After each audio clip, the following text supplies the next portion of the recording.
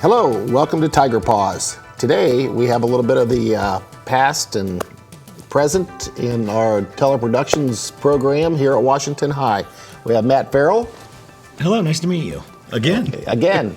Bill Dewald. I've met you before. Yes, you have. Yes, you have. So it's actually really kind of the past, and present. So it is what it is. But so we're here to talk today a little bit about our teleproductions program and where it's been, where it's going, and maybe the relationship between the two of you. But Bill, glad to have you back. I know you're retired or kind of retired, but even though you're retired, I still see you here at the high school. Yeah, I'm sure you've heard that people say, I've never been busier since I retired, and that's the truth. That's good. I'm not sure how that happens. Yeah, we also see you at the preschool and things like that. But so, hey, tell us a little bit about, I know you were part of the beginnings of our teleproductions program. Yes, I was a student at Washington High School when all this kind of came about. Okay. And that would, actually, it started in 1967. Okay. I was a junior. All right. And I was a techie person and got involved right away and jumped in with both feet. Yeah. It was fun. We even had technology back then too, huh? Well, I don't know. I can remember the equipment from the high school to the cable company. It was all tube technology at that time. And if it rained really hard and the wind blew at the same time, it would blow the rain into these amplifiers that were up on the poles, and the rain would hit the tubes in there, and they would break, and everything would go down, and the cable company would have to get out with their trucks and go replace the tubes. Sure. It was that seems impossible. Sounds like DirecTV or something when it rains or it's windy and the TV goes out. Yeah, it's much worse than that. Much worse than that. Yeah. So tell us, let's stay in here in the past a bit. So how has the technology changed over time? You know, from '67 when you were a student to 2017 when you've been in the program and retired. So like, what are some of the things? What's one major thing that has changed? Well, I think the fact that we're in color now is a big deal. Back then, it seems almost impossible to say at this point, but at that time, it was not affordable to have color. Okay. So everything that we did was in black and white, and we thought that was great. But, just to have any kind of pictures to the community. Kind of the same as high definition today. Yeah, and of course now we're in HD, and we went through many years of, we would graduated into color, and then we stayed there for a long time in standard definition. Now we're in HD, and if you look back, it seems impossible that we ever did it that way. Right. It was. All right, we'll move over here to Matt. So tell us a little bit about your history in teleproductions and how you got to this point. My history in teleproductions really started in 1990. Okay. At the old high school, where it was originally I took it as a 10th grader. At that point it wasn't a vocational option. It was, but I wasn't there yet. Okay. But as a 10th grader, it was just a class. Okay. But before that, the whole thought was I just knew that I wanted to be in radio. I knew I wanted to be in television. I just loved it. I had music. I just loved every aspect of it, and really couldn't explain why. Right. So as soon as I got to the 10th grade at the high school. This was at Washington High. Oh, yeah. So let people know that you're a Washington High grad. Oh, yeah, all the way. Okay. Oh, this was the old Washington High School. Yeah, right. So I knew that the program existed. Uh-huh. And I could not wait for my 10th grade year to kick in. And I was like, but it was only one class. That's the only part that I didn't like, was the fact that it was only a single mod or only a single period. Okay. And then when it finally went to full vocational option, so I had the ability to actually professionally pursue what I really loved to do from a high school standpoint it just felt crazy. Because I always typically associate that with automotive or something construction or building related, but to actually do something in tech and entertainment, and on the high school level was just incredible. And then, so I went through my entire junior year through WHS-TV, through the program, and then my entire senior year and graduated in '93 from a graduate of this program with a scholarship. Sure. Okay. Good. So that's one of the things that I believe is important to us, is especially in our career tech program, is when we have the offerings and kids get into a track or look at the options that we have, what are they doing after they leave here? So obviously it sounds like both of you are successful products of our teleproductions or our career tech program. So that's good.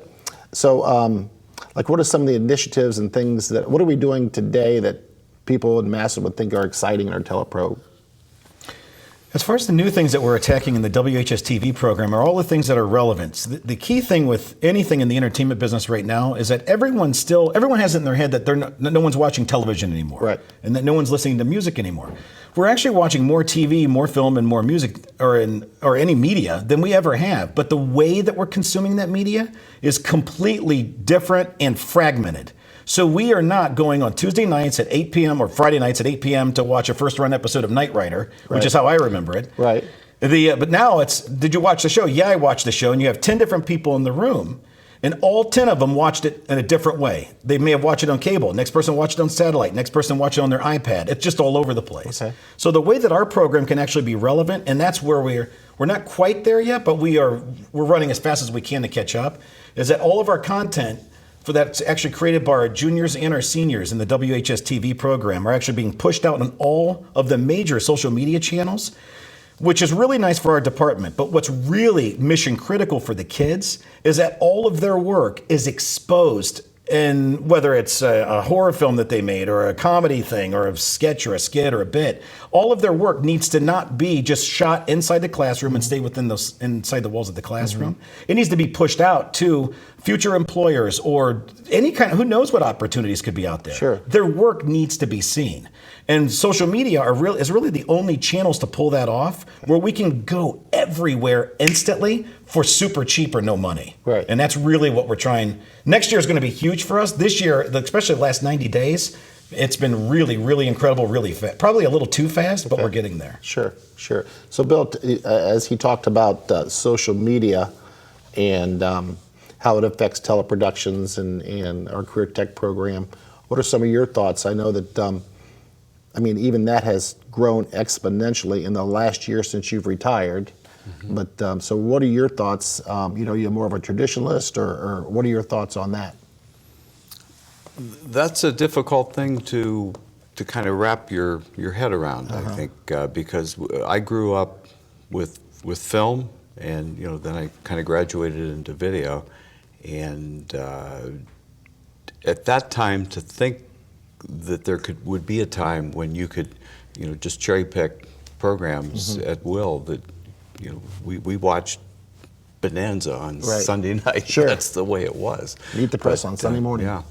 And it's just, to think that delivery of content is so different than it was before, and it's going to continue to change. Yeah, I think that's the how, but the one thing that always impressed me with you was not the how that we got to see it, but the way that we got to see it. More of a natural, I know that you've worked with me on, our conversations and things like that, of not being rigid and stereotyped, but just to do it more naturally and stuff like that. And I think is that something certainly that you passed on to your kids? Oh, sure. And that's something that's not changed. Yeah. I think the delivery of the material, the way the content is delivered on camera, or whether it be radio, kind of a audio only or whatever, but it needs to be genuine. Yeah. And that's why we didn't talk at all before we sat down here about what your questions were. Yeah.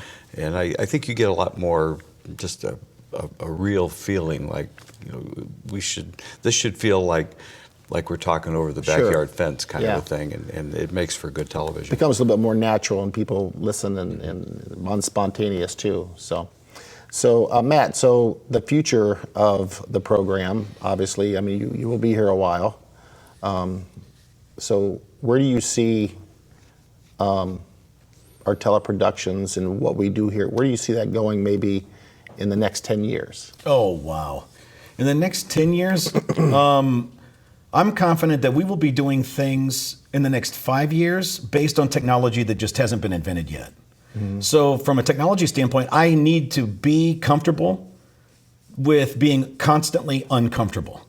And that's really the best way to put it. So the thought is that we need to push the program in the next 12 to 24 months to wherever content is being delivered. Like Bill said a couple of moments ago, we really have 4 stages of production. And those 4 stages of production have been around for more than 100 years. It's pre-production, that's the initial storyboards and thoughts and the ideas. Production, that's actually going out to shoot or create the thing. Post-production, that's packaging it up, making it look with the graphics and music and making it pretty. And then distribution, which is really what's changed. The first 3 really are very, very similar. But the 4th one is how are people going to watch me or listen to me or both? So right now, the only thing that we can really do is embrace the pieces that, one, are currently in play as far as where parents and students are watching and that sort of thing, and then try the very best that we can to anticipate where those future distribution channels are going to be. Well, don't you think, or either one of you can answer this, that like in the pre-production piece, don't you think that needs to be, I think that's something that we need to work on, that we're being forced to work on quicker. Just because information and things get out there so quickly now that if we drag our feet in pre-production, then we're already behind the. You know what I mean? Yes. And I think I just hear, and I bring that up because certainly our president likes to get information out there quickly. I felt like this last weekend that he gets the information out there so quickly that he's willing to back off on that a little bit by no longer having press conferences, but to give stuff out in paper to write that down. To slow that down. It's because people can't keep up with that. So I know that's just a thought. I don't know. Well, that was so yesterday. Yeah, yeah. You've heard that. That's true. Things move very, very quickly, and the ability of media or any business to react very, very quickly to whatever is hot right now. If you can do that, you're going to be much more successful. Sure. It's just the way it works today. Sure. People they want to hear about it right now. Right now, they want to know because they hear it and quickly. So tell me, Bill, in your large amount of years, what was probably the most enjoyable part of working at Washington High in your career tech program? Oh my! I'm sure there were lots of them. Yeah, I think back at the beginning when I just heard rumblings of this was going to happen, because Dick Gessner with Massillon Cable, who's the father of Bob, who's in charge now up there, he was the one that conceived of all of this as a possibility, and I think looking back on it, we had no way to document it, but we were probably the first high school in the United States to have TV at the high school level. And it was exciting because it was so different, so new, right on the cutting edge, that we were actually broadcasting from a high school live into people's homes on the local cable company. That just hadn't been heard of before. That was probably the big thing, because it was such a new thing, and we were the first high school in the United States, probably the world, to be into nonlinear editing, which is computer-based editing. We were the first ones, and we jumped on a lot of stuff first. That can be a blessing and a curse too, because you're in right at the beginning, you're dealing with equipment that gets aged out very quickly too. So you have to be willing to keep raising the bar. Yeah, and I as I talked about the enjoyment part of it, obviously that must have been a positive thing in your career, as you are retired and you're still here, and I still see you around, which is good. And that was one of the things that I talked to Mr. Palma about. I said, well, he's certainly going to. There's some projects I think that he was close to that he'll finish up and stuff like that, and I know that that's still a passion for you. So we do appreciate that. Well, it was like my baby. Yeah.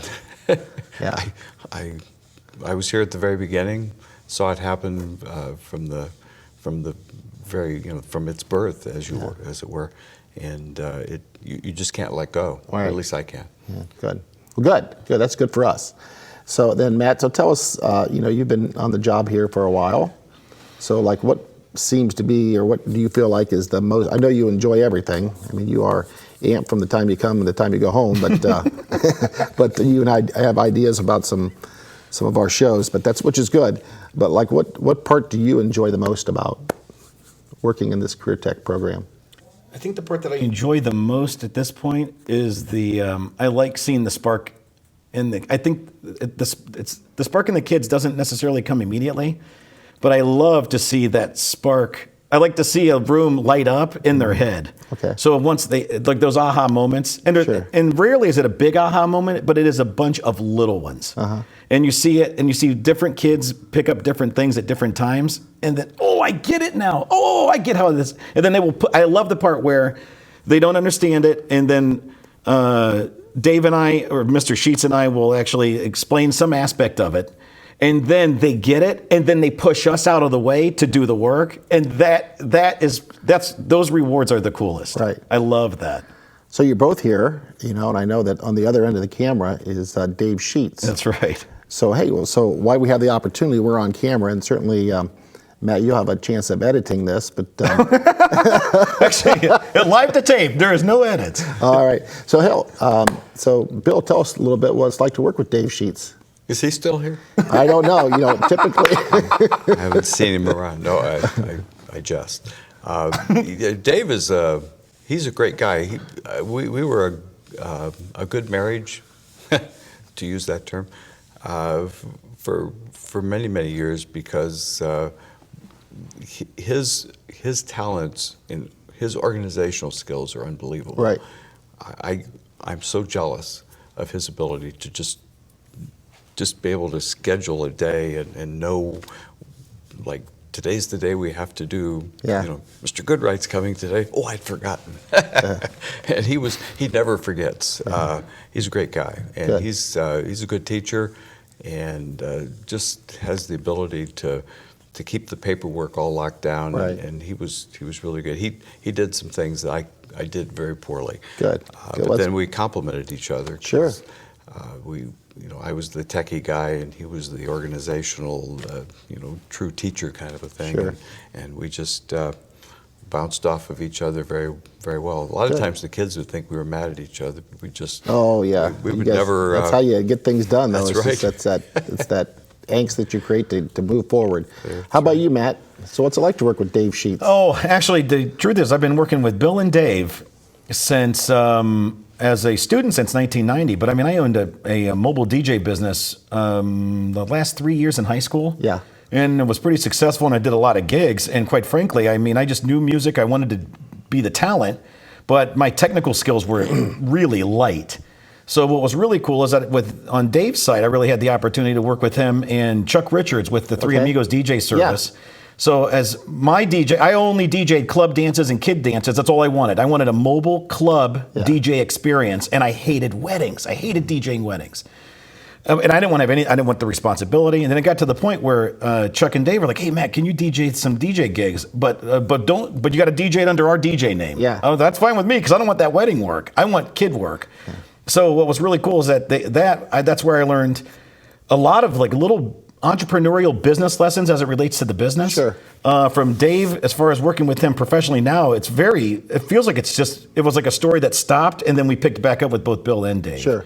But Dave's professional delivery in regards to his radio presence. I mean, these are things that it's still true today, but it was really mission critical for me when I was younger. Okay. And then Bill, when I had broken speakers and broken power amplifiers, I had this crazy idea that I wanted the world's first surround sound DJ gig, and before I even got there, my speakers kept crashing. My crossovers I was just burning equipment up, and I really didn't know what I was doing. But there were a couple of times where I come in and talk to Bill as a student, and I was like, man, I don't know what I'm doing. I lost a speaker, or I lost my tweeters, or I lost some speaker in there, and I don't know. I just know it's not working anymore. Yeah. I goes, bring it on in. I bring gear in, and then Dewald will do this move where he like opens it up. I don't know what happens. He does this weird MacGyver electronic move. So he tears stuff apart, and it will scare a sane person. Right. And then he will disappear into an electronic box, and then exit out of that box, and the thing is in either as good or better working order from a technical and technological standpoint. Sure. It's incredible. Good. And then I was, all right, well, now how do you do that? So now it got to the point where I think it was my senior year. I was DJing a gig for downtown Massillon, the mayor Frank Ciccinelli at the time. And my tweeter went up. And I'm like, you gotta be kidding. I got 2.5 hours of I'm like there. I'm downtown. It's an outside gig. I cannot have these speakers go dead. But I remember Bill, that crossover probably messed up. And I bought extra ones because Bill told me to. But I put like a little fuse in there, on site, took the old fuse out, put the new fuse in, and got that speaker back online. It was all as a result of Bill just coaching me through this after school stuff on how to fix a speaker. All right. So I have Dave getting all of the radio and delivery stuff down. I got Bill giving me all the technical stuff down. And as a kid, I just thought that was killer. But what I didn't realize is that was actually become more and more valuable as my professional and personal life continued. Sure. And then to come back here, right, where we're just moments away really from the WHS-TV's 50th anniversary, and I'm actually helping push this thing forward, that's really incredible. That's good. It's really, really cool. Good. I'll have to watch the show. I'll have to watch our taping to figure out how my question of what you think of Dave awesome was all that. Oh, very, very simple. I wanted to share that story. Yeah, I know. I figured you did. I mean, I don't know how my question ended up that answer, but certainly with the both of you, there hasn't been any downtime or dead time. I know we've had a couple of those when I asked a question and they start answering yes and no. That's the worst thing that can happen. That's the worst. When you got some you're time here, interviewing. it's yes and no. But you know what? Someday, obviously, we talked about Dave because Dave's a vital part of this. It seems strange to be talking to you two and not to him, so that's why I brought Dave up. But obviously you'll be here a while, probably longer than Dave. So one of these days we'll have Dave sitting here and you sitting here and Dave there. We'll switch it around somehow. But then we might have another student if that's what we're getting. Yeah, it'll be down the road. But Yeah. we do appreciate the teleproductions and where you've helped to bring it to and how you're continuing that on. And you guys both working with Dave Sheets. And so thanks for being here today. Oh, thank you. Yeah. Thank you. Bill, and thank you all for watching Tiger Paws.